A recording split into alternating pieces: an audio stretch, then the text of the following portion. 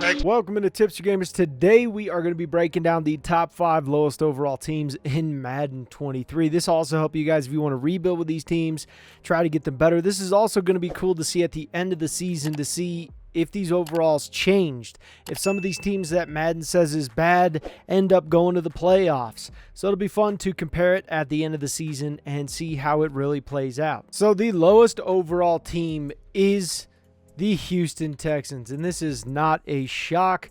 The Houston Texans have been struggling ever since Bill O'Brien destroyed the team by trading them away for like Pop Rocks and candy corn. So the guys to watch out for on the Houston Texans, Davis Mills. We'll see if he can get any help from the rest of the squad. This guy could end up being pretty good. Marlon Mack needs to, play well because the wide receiving crew is really not that good. You got Brandon Cooks, and aside from that, you got John Mechie III, so we'll see what he can do. They got young guys and they have old guys at the same time. You're going to see Kenyon Green possibly coming to his own. He's a big dude, so we'll see what he can do. For the right side of the line, it's absolutely abysmal. I mean, it really is. Their linebackers are not that great.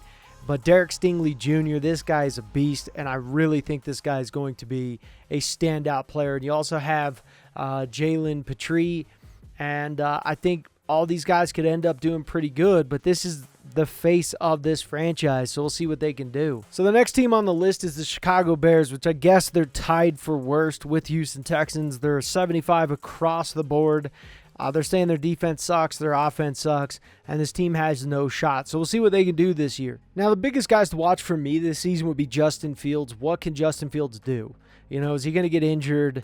Is he going to play out of his gourd? What's he going to do? Is he going to be able to get the ball to all these wide receivers? And then another thing, too, is David Montgomery going to be able to handle the rock and to confuse the defense enough to where they're going to be able to pass the ball efficiently, and they need that. I mean, they really do need that. So David Montgomery's another guy to watch.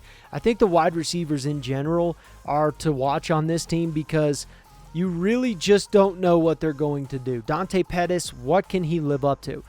Does he have enough in the tank to be able to live up to what he could or what everyone thought that he had the possibility of becoming? N'Keal Harry, same thing with him.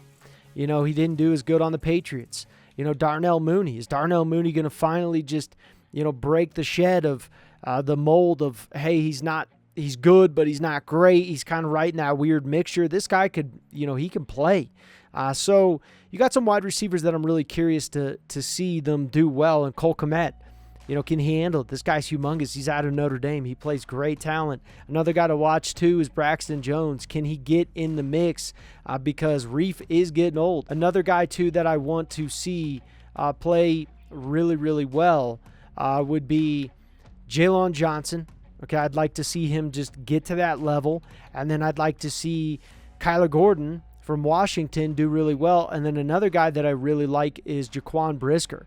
This guy out of Penn State, I think he has the ability to be a household name. So these are guys to watch on the Chicago Bears. Then you got the New York Giants on the list too, because dear Lord, they cannot break the crap mold. 77 overall defense, you're looking up there. 75 overall offense, 75 overall total. These guys are just not good. Not good. They haven't been able to break this mold. They got talented players too. So guys to watch out for in the New York Giants, Danny Dimes. What can he do? Can Danny Dimes play like a 6 overall pick in the first round, or is he going to, flop this year? Is he going to trip over his own feet? But the same flip of the coin here, you got to think about it. Matthew Stafford is basically a Hall of Famer right now. People are going to argue that he's a Hall of Famer. The guy is great, but he didn't win on the Lions. Why didn't he win on the Lions? Because they weren't good. And the Giants, even Joe Burrow got a wide receiver. I'm not saying that the Giants didn't give him a wide receiver, but at the same point in time, they're not patching it up enough because your running back, Saquon Barkley, is a beast. And when he plays to his level, the guy is a god. But at the same flip of the coin, if he's injured all the time and you have no one else who's going to be able to handle the rock, you become a one-dimensional offense. On the wide receiving crew here, you got Kadarius Toney, who I'm going to be watching out for this year out of Florida. This guy has the ability to play like a beast. Can Darius Slayton, step up and play to a high level consistently? That is a question. Tight end, they got nobody. Their linemen are getting better. Andrew Thomas, I think, can play to a high level. I really do. And I also think that Joshua Izadu, I don't know if I'm saying his last name correctly. If I'm not, argue about it in the comments. I think this guy could play good. I don't know about great, but I think that he can do enough for this offense. I really do. So we'll see what he has in the tank. And then you got Evan Neal. Evan Neal, these guys are just getting bigger and bigger and bigger. 6'8", 351 pounds out of Alabama. This guy's going to get tested a lot this year, so I really want to watch him closely. He's a guy to watch. Their defensive line's good, not great. You got Dexter Lawrence II, big, huge dude, but can he play to a high level? Leonard Williams was drafted 2nd overall by the Jets, and he played to the Giants. So it's not like he's played for any good team at all his entire career. So, he could have a, pretty good season, but how good, you just don't know. The rest of the guys are, basically, you got Aziz on the left outside linebacker position, but it's young. This defensive linebacking crew is very, very young. Aziz could play good, but is it that Georgia hype? What are you seeing here with these guys? Are they going to explode onto the scene? Another guy that I'm telling you to watch out for is Micah McFadden. Okay, this guy could play like a beast. He was the only guy on defense for Indiana, and he ended up going against Ohio State. He ended up going against Penn State, and this guy's got some wheels too. He's a stocky SOB, and this guy can lay the wood. So a guy to watch out for. I think that he could explode onto the scene and actually be pretty impressive. Definitely a guy to watch out for. And then you got Kayvon Thibodeau. This guy's not only smart, but he is a beast on the football field. And this guy is smart. I'll tell you that. This guy, created his own cryptocurrency or something like that. This guy's a beast.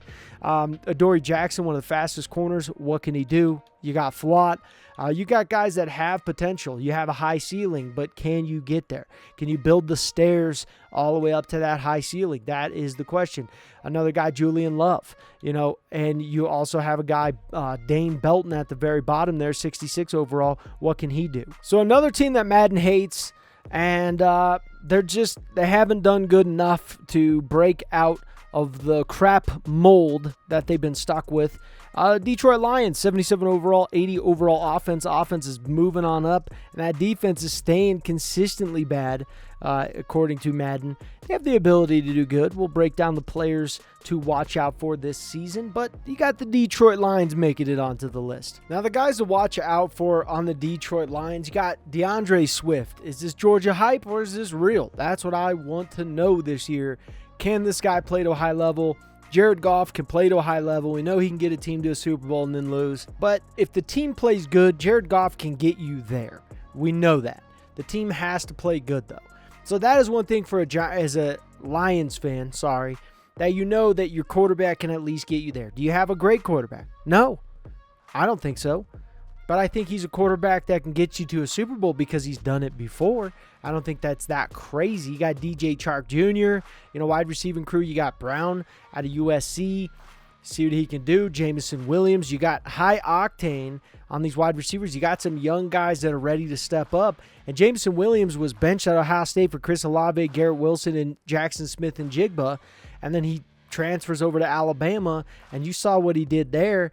And, he did go down with an injury. Yeah, that sucks. But the thing is this guy can still play to a very, very high level. If you're going from Ohio State, if you get accepted into Ohio State as a wide receiver, you're really, really good. Because that's the best wide receivers go there. And then if you transfer over to Alabama, you're really, really good. Because those two schools don't get you if you're not amazing. Okay, so these two guys are to watch out for. I mean, they really are. Tight end, you got TJ Hawkinson. Can he stay healthy? Can he play good? That's the question, because when he does, the guy is a monster. Taylor Decker, guy was on the 2014 Ohio State Buckeyes and beat Bama. This guy's no joke, but he's been one of the only offensive linemen besides Ragnow on the team. And now you have Jonah Jackson, another Ohio State guy who is starting to get better and better. But can he play to a high level? That's the question. Is it Ohio State hype, or is this guy actually good? I think he's actually good, but we'll see how good. You got Frank, good. Been good for a long time. And I think here's the worst spot on the offensive line. I really do. I think that Penei Sewell, I know he had struggles last year, but he was a rookie, and now he's starting to feel a little bit more confident, feel a little bit more comfortable. I think this offensive line as is a good offensive line. I think most offensive lines or most teams would trade them for their offensive line. I really, really do. I think their D-line is not that great. I think their D-line is just not going to give you enough pressure besides this man right here, Aiden Hutchinson. They're saying they have him listed at 6'7". I don't know if I 100% believe that. I think he's more 6'6". I think Michigan likes to lie about that, but, whatever. No big deal. Aside from that, this guy's a beast. I mean, he is. Look what he did to Ohio State. Look what he did to several schools. Look what he did in the preseason game as well. This guy does not play around. Their linebackers, aside from that, they're okay. I wouldn't call them great in any stretch of the imagination. Now, Jeff Okudah, what can he do? Jeff Okudah is a guy who, his name was around all this glory, and it was that Ohio State kind of hype up going on. But this guy has proven before that he can play against the best. But can he get there? He had that injury last year that was pretty nasty, and Madden really docked him for it. But this guy can play to a high level, so I'm saying watch out for this guy as well. If he gets injured, he gets injured. But I'm telling you, if this guy plays to his ability, he is going to be good. He really is. The rest of these guys are okay. Those are the guys to watch out for, in our opinion, on the Detroit Lions. So the team that made it on the list, the final team, is the New York Jets. 78 overall, 77 overall offense, 81 overall defense.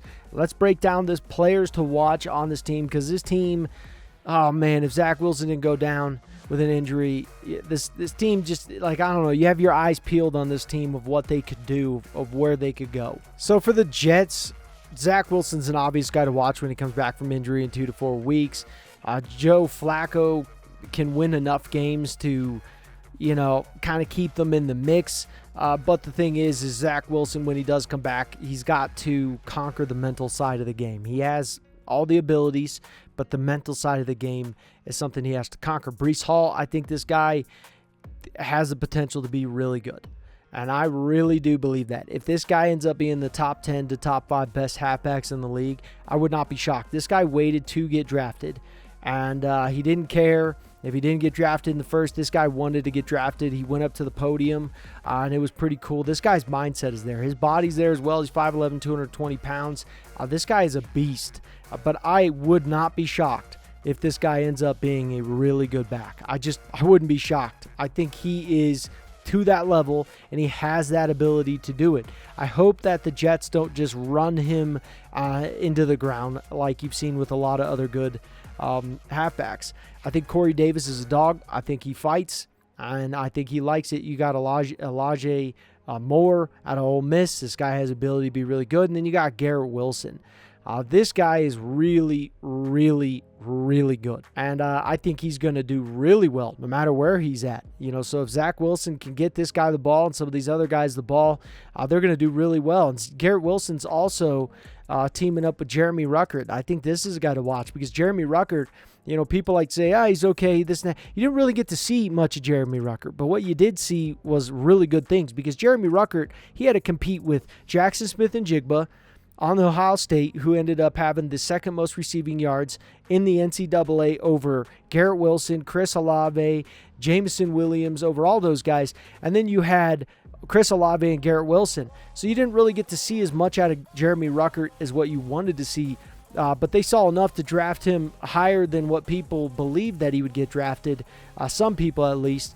And he's a guy who can do really good. So Jeremy Ruckert is another guy I would watch. I think that they have an okay offensive line, but I think their offensive line is hurt right now. There's some injuries going on too. I think Vera Tucker has the ability to kind of step up and have a big role, but Becton obviously got injured. Dwayne Brown, a guy who's just been around for a long time, and he's a dog from Houston, the Houston Texans. He was a beast there, and he's a beast in Seattle, so he has the ability. The defensive line is definitely not bad, but they could definitely do better. You got Quinnen Williams. You got Carl Lawson, who ended up, this guy has the potential to play to a very high level because, he's just nasty, but, I don't know. Can he get to that level? Those are guys to watch. The linebackers, they're good, but, you don't really see a whole lot where you're like, okay, C.J. Mosley going to be the old C.J. Mosley? I don't know about that. But you do have Sauce Gardner. Okay, so your cornerbacks are getting better. There's no doubt. Breece Hall, and you got DJ Reed Jr. You got guys who can do enough to get this team to a better level. Safeties, not all that impressed with them, but I'm not disappointed in them either. High ambitions and the right mind can take you so far. It's like you lived a few lifetimes. Take off from a break off from the weak minds. They can stay soft. You can change lives. You create thoughts. Never waste time. You got one shot. You got one life. Better pop off. What do you like?